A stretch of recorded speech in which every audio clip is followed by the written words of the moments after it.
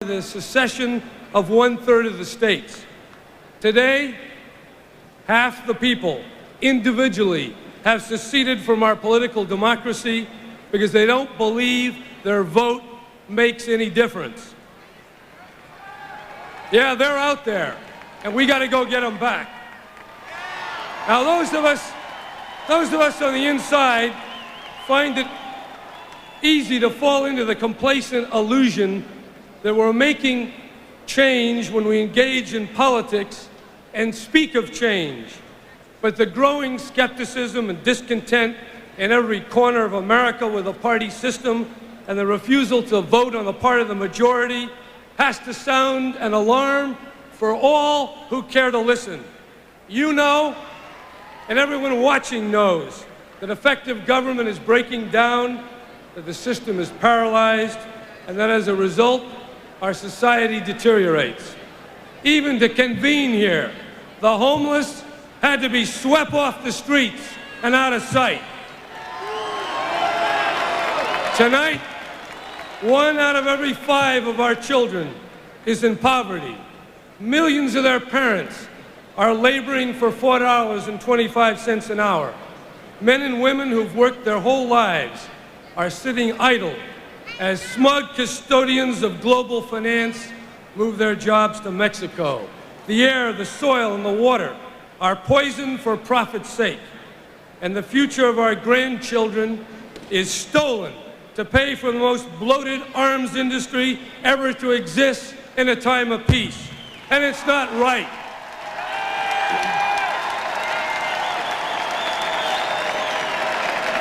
Instead of government by the people, and for the people and of the people, President Bush and his allies give us government of, by, and for the privileged.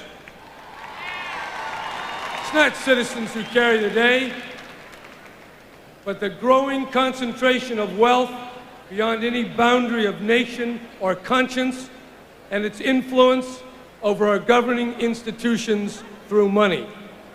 Whatever nice programs we speak of, whatever dreams we share, unless the basic fact of unchecked power and privilege is acknowledged and courageously challenged, nothing will ever change.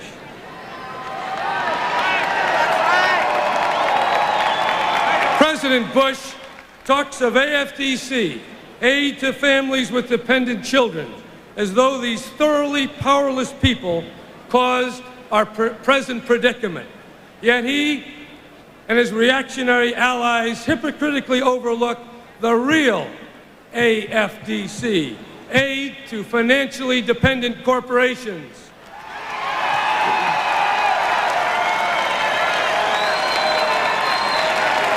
Bailouts, subsidies, loan guarantees, giveaways of natural resources on our public lands, tax breaks.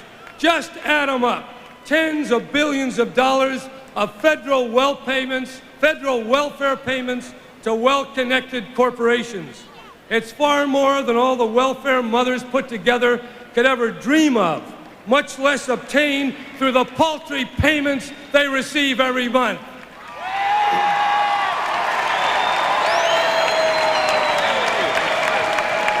In recent months, President Bush has demanded, so far unsuccessfully, $10 billion in debt forgiveness that the nuclear power utilities owe Uncle Sam for uranium enrichment.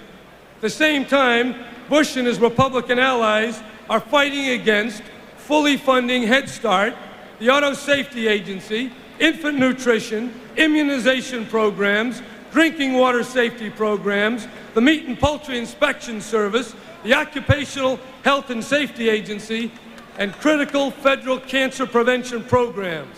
All these efforts to save life and promote health are less than 3/4 of the money that Bush wants to give in forgiveness to those utilities. Again, it's the Democrats that are stopping the giveaway, and together we will continue to block giveaways and fight for the people we serve.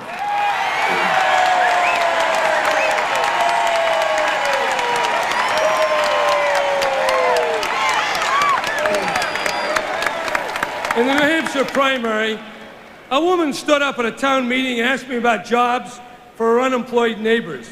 She said they wanted to work as teachers or nurses' aides, and they didn't want much. They'd be glad to work for $5.50 an hour.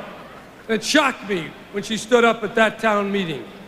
But local officials, she said there was no federal money.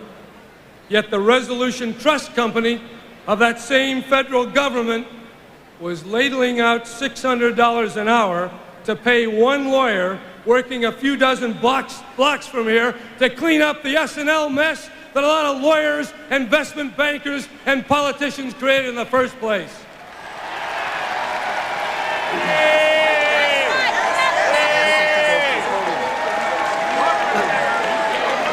And so, when I heard that woman speak, it really hit me.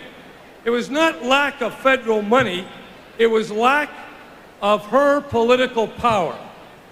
And it is that power for the powerless that we've come here to create, and create it we will. Whatever the odds, whoever the adversaries, however long it takes, we will create the power for the powerless. For there is no other reason for a Democratic Party to exist.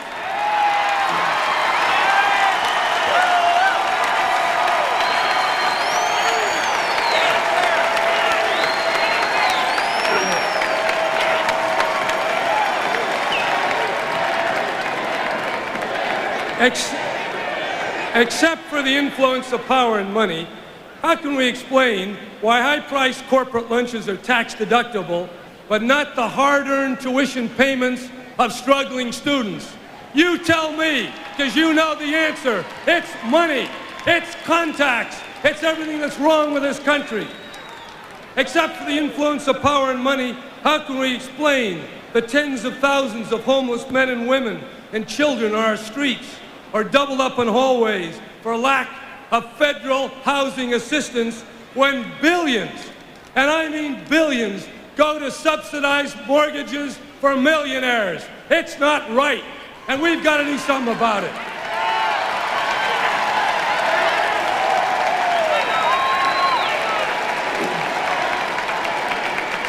Except for the influence of power and money, how do you explain billions that go for nuclear submarines with non-existent missions, while desperate cries from our cities, they go unheeded? Are our mayors wrong, or do they just lack the special influence that gets things done in Washington?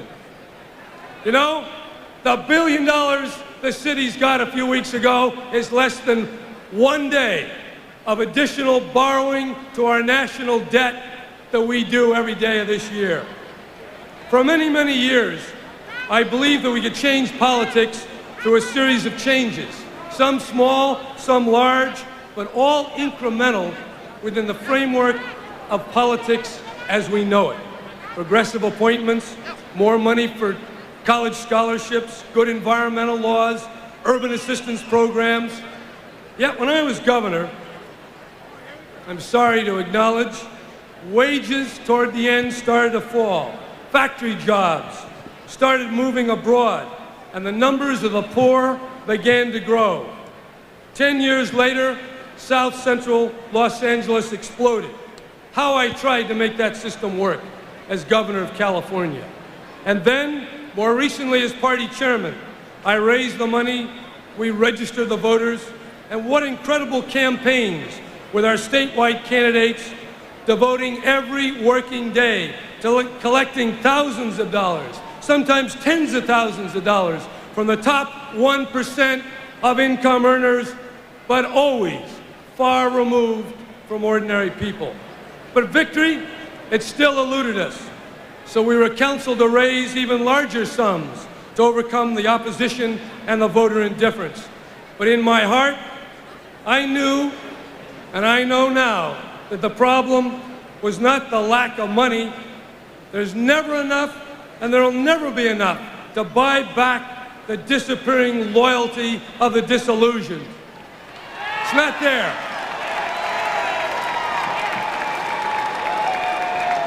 What we needed then was something more basic. We had to break the growing and dangerous tie-in of economic and political power.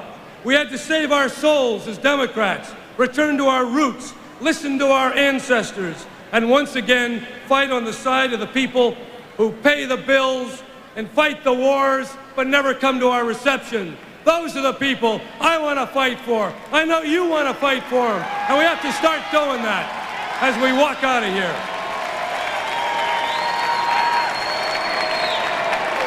Look, let's put it simply. The words of politics will remain empty forever unless we challenge honestly and directly and in a measurable, credible way the corrupt money and the influence that today powers our campaign and puts our words and faces across TV screens in $5 and $10 and $20 million campaigns. We got to get at that root, or we're never going to build the trees of progress. That's what started this candidacy, as much a cause as a campaign, to redeem our own past and to reclaim what belongs to all of us, our democracy and real justice, social and economic. We didn't begin out of political analysis or personal calculation, but out of moral necessity to speak truth to power. That's what we did, that's what we're doing, and we'll continue to do that.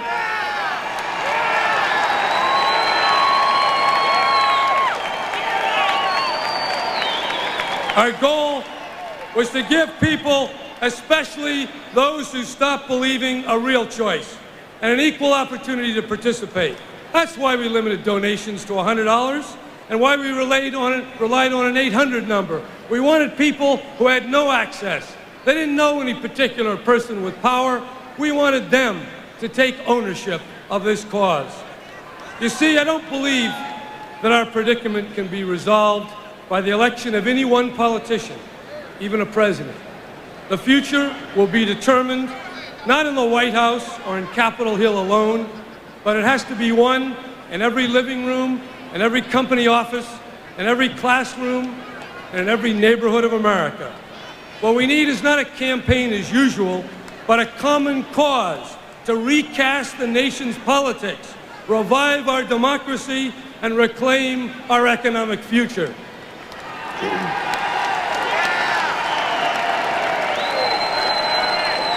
Listen to our founder, Thomas Jefferson, when he said the purpose of representative government was to counteract the excesses of the moneyed interests, and to President Andrew Jackson when he stated that when a democracy is in trouble, the remedy is more democracy.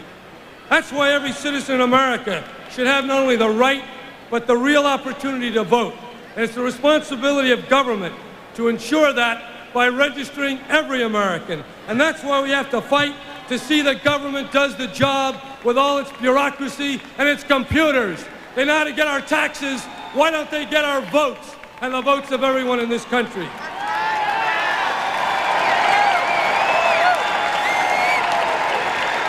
That's why we have to fight to take back the airwaves and make it possible for candidates to speak to the people and for the people to hear them on television without the corrupting influence of money.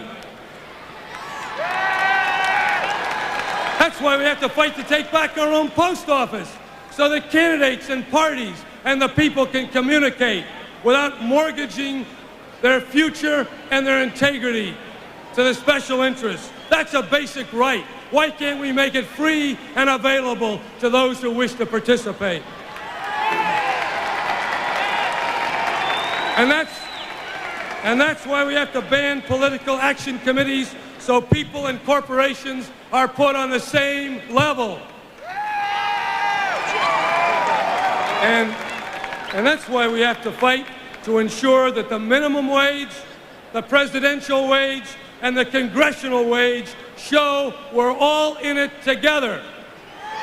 All together, and the closer, the better. That's where solidarity comes from. But let's not get fooled by the false populism that comes to us out of the very concentration of wealth and power that we're sworn to oppose. Outside of advertising, there is no such thing as a billion-dollar populist. Mr. Perot, we can afford to pay for our own democracy. We don't need you to lend it to us.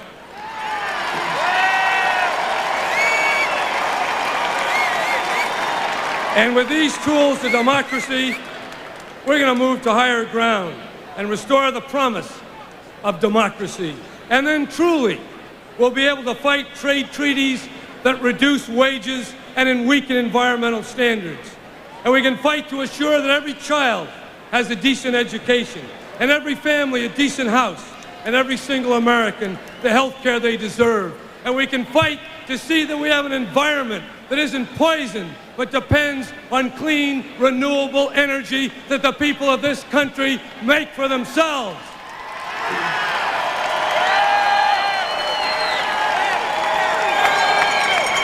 Ours is the oldest party in the world, and whatever change had to be made in this country, in this century that is, it was made through the Democratic Party. But the real changes, the things that really shook things up, these came from below, from the people themselves. The Democratic Party gave us the Wagner Act in the 30s for working people. But it was only after brave men and women marched and picketed, even unto death, that that law went on the books. In the 60s, the Democratic Party gave us civil rights laws, but only after a courageous woman, Rosa Parks, refused to go the back of a bus, and tens of thousands of ordinary people marched and protested and won against what was popular, even to the point of their own blood and even their own lives. And it's the Democratic Party today which stands behind the women of America in protecting their right to choose. But it was one woman, Anita Hill, who galvanized us all by standing up and speaking truth to power.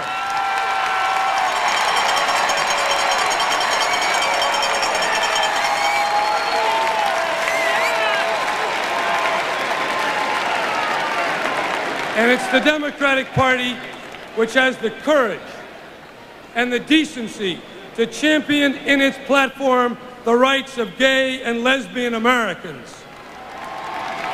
But only because courageous men and women were not afraid to talk back, act up, and call us to our better selves. Conventions and nominations are never endings, but only steps along the way. I intend to fight for this party, its ideals, tonight, tomorrow, this year, and every year, until together we overcome. And I want you to join me in that undertaking. And as we join together in this spirit, no obstacle will stand in our way. Victory will be ours because in our veins runs the blood who those at the darkest hour gave their lives so that this nation, under God, should have a new birth of freedom, and that the government of the people, by the people, for the people, shall not perish from this earth. We shall overcome, all of us together, working for what we believe. Thank you very much.